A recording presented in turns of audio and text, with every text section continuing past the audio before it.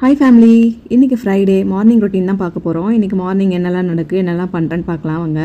காலையில் கிச்சனுக்குள்ளே போகும்போது அந்த செடியெல்லாம் பார்க்கும்போது அவ்வளோ கண்ணு குளிர்ச்சியாக மன நிறைவாக சந்தோஷமாக இருக்குங்க. காலையிலேயே சமையல் வேலைலாம் முடிச்சிட்டாங்க. காலையில் பொண்ணு ஸ்கூல் கிளம்பிட்டாங்க, அதனால் சீக்கிரமாக செஞ்சு முடிச்சிட்டேன். நம்ம வீட்டில் என்ன சமையல்னு பார்க்கலாமா? ஒயிட் ரைஸ், கதம்பம் சாம்பார். கதம்பம் சாம்பார்னால் எல்லா காயும் போட்ட சாம்பார், காலிஃப்ளவர் பொரியல், காலையில் டிஃபனுக்கு தோசை, கார சட்னி. இதாங்க நம்ம வீட்டு சமையல். வீட்டில் மாவு காலி ஆகிடுச்சிங்களா, அதனால் ரேஷன் அரிசி தான் ஊற வச்சுருக்கேன். உளுந்தும் ஊறிடுச்சு.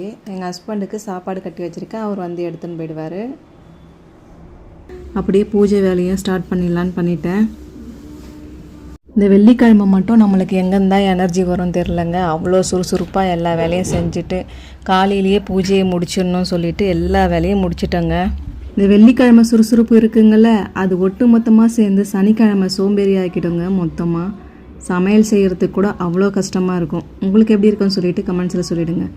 பசங்களுக்கும் லீவ் விட்டுருவாங்களா, என்ன செய்கிறது ஏது செய்கிறதுன்னு அப்படின்னு குழப்பிக்கிட்டு அப்படியே சோம்பேறி ஆகிடுங்க உடம்பு. இப்போ என்ன தான் பண்ணுறேன்னு பார்க்குறீங்களா? சாமிக்கு பிரசாதமாக ரவா கேசரி தாங்க பண்ணிட்டுருக்கேன். சாமிக்கு பிரசாதமும் வச்சிடலாம், அப்படியே பசங்களுக்கு ஈவினிங் ஸ்நாக்ஸுக்கு கொடுத்துடலாம். 2 வேலையும் ஒரேடியாக முடிஞ்சிச்சிங்களா. அப்படியே விளக்கேற்றி பூஜையும் போட்டாச்சுங்க.